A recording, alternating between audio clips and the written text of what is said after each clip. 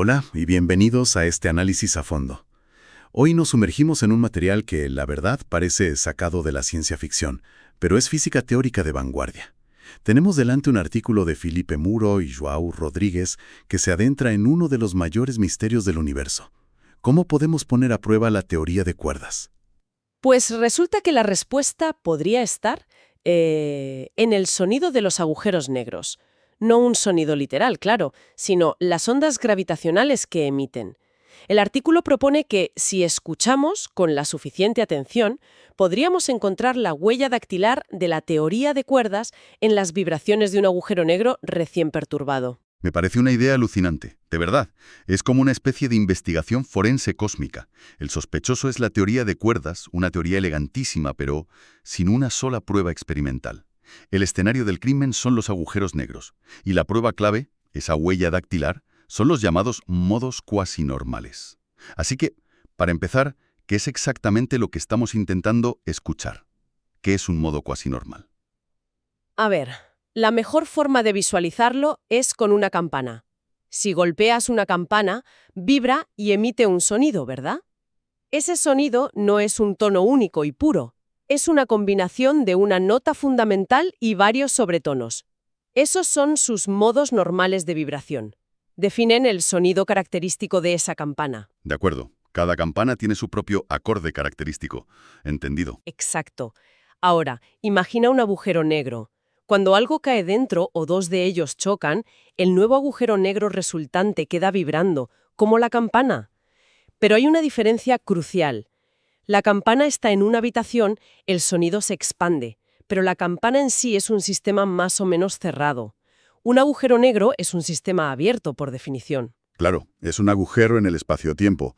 Pierde energía constantemente. Precisamente, parte de la energía de esa vibración cae inexorablemente hacia la singularidad, dentro del horizonte de sucesos, y otra parte se escapa hacia el infinito en forma de ondas gravitacionales.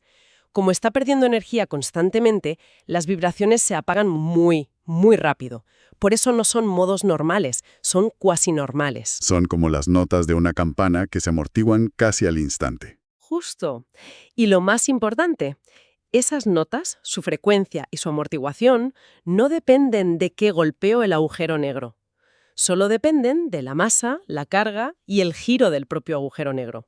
Son su huella dactilar. O sea que da igual si le cae un asteroide o si choca con otro agujero negro. El acorde que emite al final es siempre el mismo para ese agujero en particular. Has dado en el clavo. Y ahí está el poder de la idea. La relatividad general de Einstein predice un conjunto muy específico de notas para ese acorde. Si nuestros detectores, como LIGO o Virgo, midieran un acorde ligeramente diferente, un poco desafinado, eso sería la señal de que hay una física más allá de Einstein. Y este artículo se pregunta cómo sonaría ese acorde si la teoría de cuerdas fuera la correcta. Vale, la idea es potentísima, pero me imagino que calcular esas notas desafinadas por la teoría de cuerdas no es nada fácil. ¿Cómo se enfrentan a un problema así? Pues con una de las herramientas más clásicas e ingeniosas de la física teórica, el método VKB. El artículo le dedica una sección entera porque es la maquinaria que usan para hacer los cálculos. La idea fundamental es que hay ecuaciones, como las que describen estas vibraciones, que son sencillamente imposibles de resolver de forma exacta. No existe una fórmula mágica que te dé la solución. Entonces, ¿qué hacen? ¿Se rinden? No, hacen una aproximación muy inteligente. Es como si quisieras dibujar una curva muy complicada. En lugar de intentar encontrar la fórmula perfecta de la curva, la vas dibujando con pequeños trozos de líneas rectas. No será perfecta, pero si los trozos son lo suficientemente pequeños, el resultado se parecerá muchísimo a la curva real. El método VKB es la versión matemática de eso, aplicada a ondas. Entiendo. Es una solución de estar por casa, pero una muy buena. Ahora, si es una aproximación, supongo que tendrá sus límites. No corremos el riesgo de que los resultados que obtengamos sean un artefacto del método y no de la física real. Totalmente. Y esa es una objeción muy importante. El propio artículo es muy honesto al respecto. El método WKB funciona de maravilla en ciertas regiones, pero falla estrepitosamente en otras, cerca de lo que llaman puntos de inflexión. Es como si en tu dibujo de la curva hubiera zonas con giros muy bruscos donde las líneas rectas simplemente no pueden seguir la forma. Los físicos teóricos tienen que ser extremadamente cuidadosos y saber dónde es válida su aproximación y dónde no.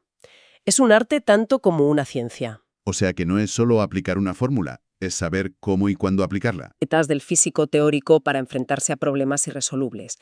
Cuando una respuesta perfecta está fuera de tu alcance, inventas una forma ingeniosa de obtener una respuesta suficientemente buena.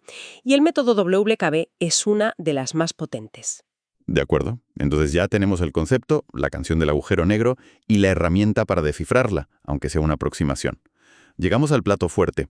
¿Qué pasa cuando apuntamos esta herramienta a un agujero negro que ha sido modificado por la teoría de cuerdas?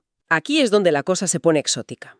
No estudian un agujero negro normal como el de Schwarzschild que todos conocemos.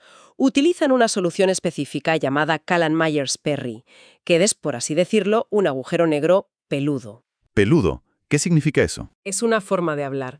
El famoso teorema de Nopelo dice que un agujero negro solo se define por su masa, carga y giro.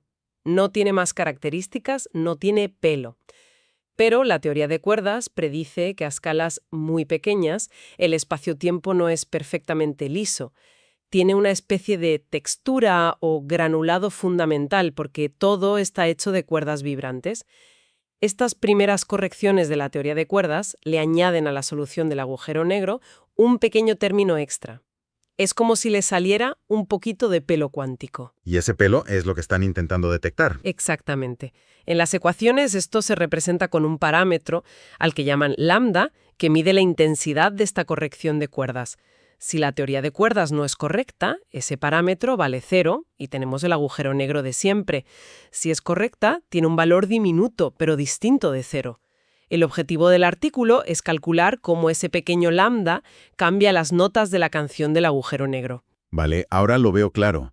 La corrección de cuerdas cambia ligeramente la forma del espacio-tiempo alrededor del agujero negro, y ese cambio, por pequeño que sea, debería alterar las frecuencias de sus vibraciones.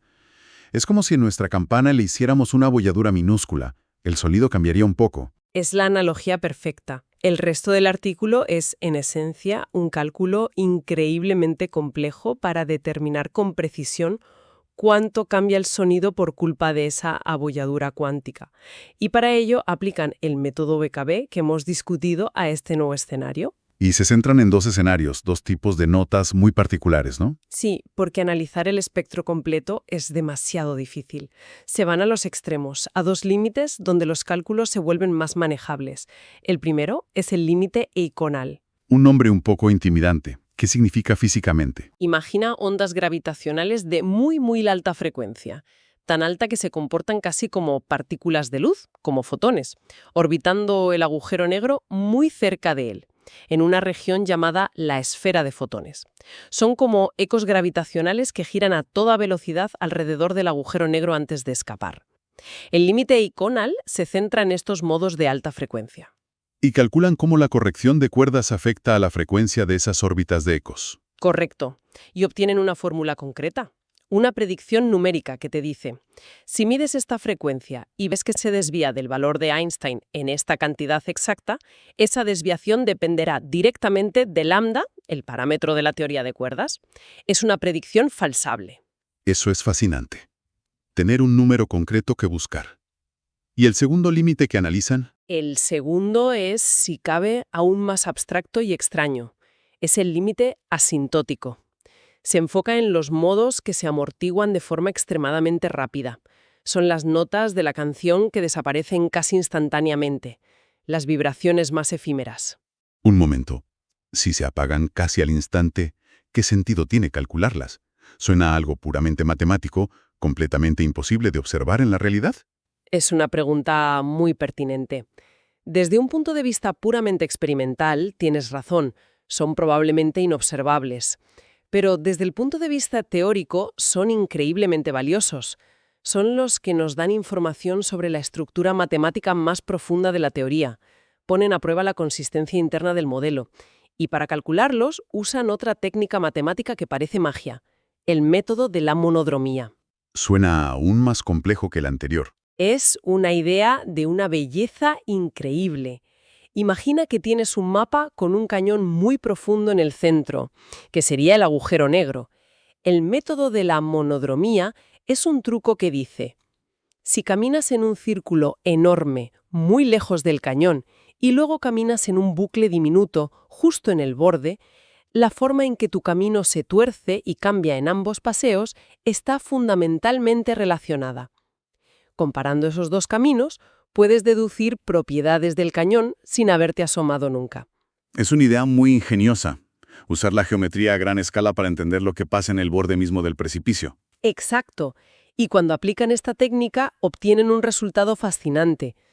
Descubren que sin las correcciones de cuerdas, la frecuencia de estos modos súper amortiguados está relacionada con una constante matemática universal: el logaritmo natural de 3 multiplicado por la temperatura de Hawking del agujero negro. El logaritmo de 3. ¿De dónde sale algo así? Suena completamente arbitrario. Pues no lo es. Y eso es lo asombroso. Es un resultado universal que aparece en la física de agujeros negros y que conecta la gravedad con la termodinámica y la mecánica cuántica de una forma muy profunda. Lo que este artículo calcula es cómo la abolladura de la teoría de cuerdas modifica este número universal. Y de nuevo, obtienen una fórmula precisa que dice que la corrección depende del número de dimensiones del espacio-tiempo. Otra predicción concreta. Aunque sea para un modo inobservable, el hecho de que puedan calcular una desviación tan fundamental es increíble. Es como si estuvieran construyendo el lenguaje necesario para hablar con el universo a un nivel que aún no podemos alcanzar. Esa es una forma muy poética y acertada de verlo. Están construyendo el marco teórico, las predicciones detalladas, para que cuando la tecnología de los detectores, quizá en décadas, alcance la precisión necesaria, sepamos exactamente qué buscar. Entonces, si intentamos resumir este viaje tan denso, ¿con qué nos quedamos? Para mí, la gran idea es que los agujeros negros no son objetos silenciosos y muertos, son instrumentos musicales cósmicos. Cuando se les golpea, emiten una sinfonía de ondas gravitacionales, un acorde que es su huella dactilar. Y esa huella dactilar, ese acorde, es una prueba directa de la teoría de la gravedad que los gobierna. La relatividad general de Einstein predice una melodía. Pero si el universo funciona según las reglas de la teoría de cuerdas, la melodía debería estar ligeramente desafinada de una forma muy específica. Muy sofisticadas, pero también aproximadas, como el método de WKB, ha conseguido calcular cómo sería esa desafinación. Nos ha dado números, fórmulas concretas, que los futuros observatorios podrán buscar en los datos. Y aunque todo esto suene increíblemente teórico, con parámetros diminutos y modos que se desvanecen al instante, el objetivo final es muy tangible: abrir una ventana, por pequeña que sea, para poner a prueba experimentalmente una de las teorías más importantes y controvertidas de la física moderna. Sin duda. Y eso nos deja con una pregunta final para reflexionar. El artículo se centra en el cálculo de las frecuencias, pero pensemos en el futuro. ¿Qué pasaría si la próxima generación de detectores o la siguiente alcanza una precisión tal que puede medir no solo las notas dominantes de la canción de un agujero negro, sino también los sobretonos más débiles y sus minúsculas desviaciones?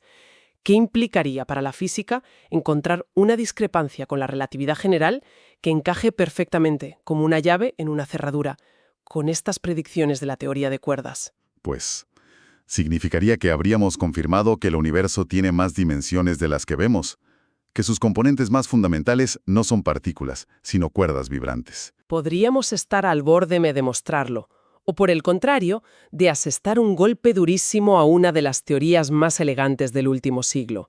La primera pista real sobre la verdadera naturaleza de la gravedad cuántica podría no venir de un colisionador de partículas en la Tierra, sino del eco moribundo de una colisión de agujeros negros a miles de millones de años luz. El tiempo y los datos lo dirán.